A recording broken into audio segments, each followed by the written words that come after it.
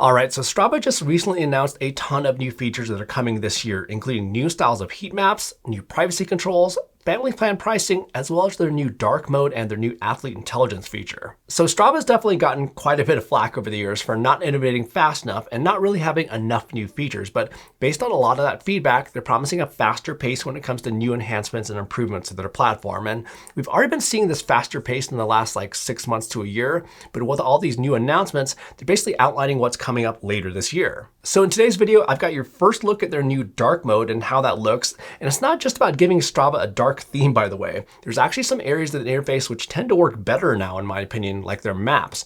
But along with that, I also want to give my first impressions of their new Athlete Intelligence AI-powered feature, as well as talk about some of their other updates. And these new features are just in beta right now, so there may be changes to some of these features before they officially roll out later this year. So dark mode has been something that plenty of us have been wanting for quite some time, and Strava definitely knew that, especially if you checked out their little teaser that they did where their new CEO mentioned some of the kind of lively comments that they've received about it and why they didn't have it. But it is now coming, and I'm actually going to have a little side-by-side for you here just to kind of show you the difference. Okay, so the main thing, of course, is that you can now have a dark theme to match the theme from your phone where everything's inverted, whether that's your feed, your groups, or your profile tab over here. It's just all dark now and all the buttons and interface elements are all inverted. But this dark theme also transfers over to the maps as well. So if we click over here, so we can see these bike paths that are in this dash green color right here, they tend to stick out a little bit more on this dark theme in my opinion. So on the light theme, there isn't as much contrast. And then with some other details too, like these parking lots and smaller paths and streets, they just have a little bit more contrast with this new dark theme. And this even goes for stuff like heat maps. So this is actually one of my favorite portions. So if we go and switch on the global heat map on both of these,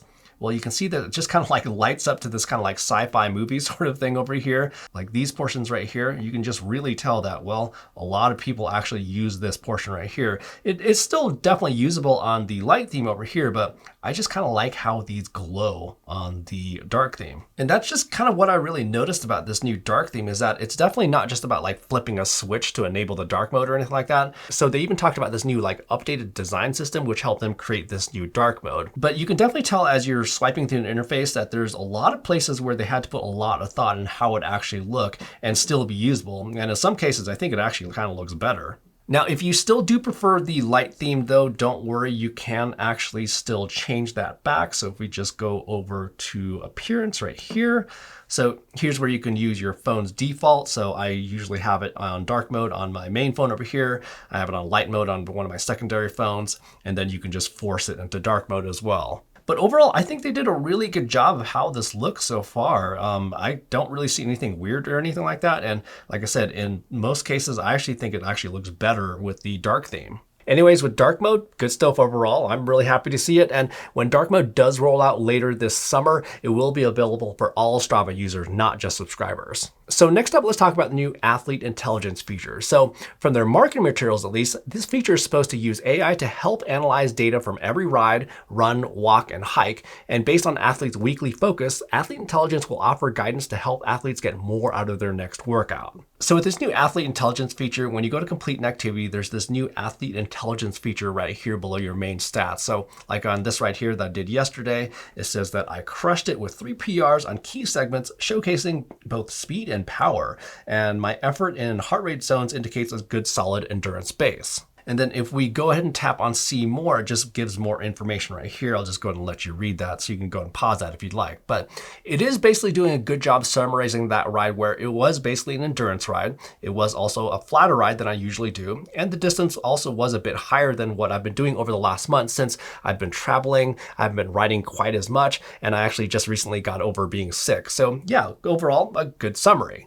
And then in addition to that, so if we say got it right here, if we scroll down on our main stats, there's going to be these additional sections right here for power. So it kind of just gives a little bit of summary of the power right here, as well as heart rate and heart rate zones. Now, in regards to how valuable or useful this information actually is, I guess it kind of depends. So what it's essentially doing is summarizing all your stats from your activity into something of a more conversational manner. And it's also comparing some of your stats with your activity history over time. And I think that can be useful as well. There are some kind of activities where the summaries are a little bit funny though. So you can see right here that I titled this Type 1.9 Fun with the Boys, Dodging Storms, Trees, and Cows with Plenty of Adventuring. So if we go to the summary right here, basically says that you conquered the Colorado River Valley with notable elevation gain and a solid heart rate management despite dodging storms and obstacles, which I think is just kind of funny. That's kind of regurgitating some of my title right there. And then you can even see here, it says dodging storms, trees, and cows at an adventurous twist, which, I said that there was plenty of adventuring. So that's just kind of funny. And again, this feature just is in beta for the moment, so there's plenty of changes that will likely happen in the future. And when this feature is rolled out, it will be available for Strava subscribers only. Now, those are actually the only two features that I can show you today, but they do have a bunch of other features in the works for later this year, and there's some pretty exciting stuff here. So in regards to heat maps, they've announced two new kinds of heat maps. So the first of which are going to be night heat maps. So these will show more highly used routes that people use just from sundown to sunrise. So these are going to be super useful in helping figure out the most well-used paths where there may be more people during those times. So they could potentially be safer because there's more people around. And then the other new type of heat map they announced are weekly heat maps. So this is a pretty cool idea where these heat maps can show what roads or trails have been the most trafficked or used over the last 7 days. Now, I think there's a lot of ways that this feature can be useful, but especially so during like the spring or the fall where conditions at higher elevations may be variable. Like here in Colorado, even though it's the beginning of June, trails above 10,000 feet or so could be good to go where others may be completely snow covered. So you could use this feature to figure out if people have been actually hitting those trails recently. Now, they didn't necessarily mention this explicitly, but looking at their presentation, it also appears that you could actually pick the time of year for this weekly heat map. So in theory, it looks to me that you could probably pick the heat map for a particular week in a year, and this could be super cool in helping you plan. Like let's say you want to make a trip to the Dolomites in the spring. You could possibly browse through these heat maps for a given week throughout the spring to see which time of spring would be the most ideal to hit that area. And again, they didn't necessarily mention this specific detail, but looking at the presentation, it looks like it definitely could be possible, and I think that would be really cool. And with the new night and weekly heat maps, these are going to be available for Strava subscribers. Now, when it comes to segments, I think we've all been there when we go to finish our activity, we want to check out how we did on particular segments, right? But when we start to scroll through some of the segments, there can be tons that may actually be very similar and may overlap.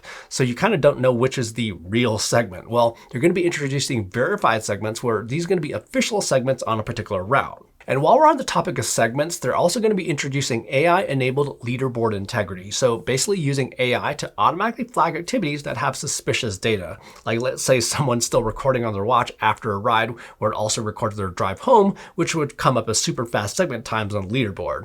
This feature is apparently supposed to just automatically flag those kinds of activities. And they're also introducing some new privacy controls over what data that you want to share on your activities. So along with being able to hide your details like your start location, the map of your activity, as well as other stats, you'll also now be able to hide your start time. And I think this is going to be super useful. And then something else that people have been wanting for quite some time is some sort of family plan pricing where 2 or more people could get a discount on a Strava subscription. And again, they listened, and they'll be introducing a new family plan subscription where up to 4 people can sign up for a group plan. Now, what's super interesting about this new family plan is that you don't even need to be in the same actual family to sign up for this group plan. It could be you, your partner, your neighbor, and then your best friend who could be in that family. The only requirement is that you all have to live in the same country, and that's likely just due to different currencies and taxes and stuff like that, which could likely get a little bit messy if they were different people in different countries. However, the details of this pricing plan actually haven't been released yet, so that's to be seen of how much of a discount we can actually get. But either way, it sounds like we may be able to save some money with this new plan. Oh, and by the way, they actually already do have a discount for students if you're currently enrolled in an accredited college or university and are 16 years or older. And I'll have a link down in the description below about those. Anyhow, from the sounds of it, lots of good stuff coming out of Strava this year, and it does seem that Strava has really been changing in a good way since they acquired new leadership recently. And what I also think is kind of cool is that they basically outlined their plans for the entire year, so we all know what's coming. We don't exactly know the timing of some of these features and when they're going to be rolling out, but I think it's a good list nonetheless. But be on the lookout on my Instagram or Twitter or something like that for news on when these specific features will be available to everyone. And if you have any questions about any of these that I didn't cover in this video, feel free to drop those down in the comments section down below.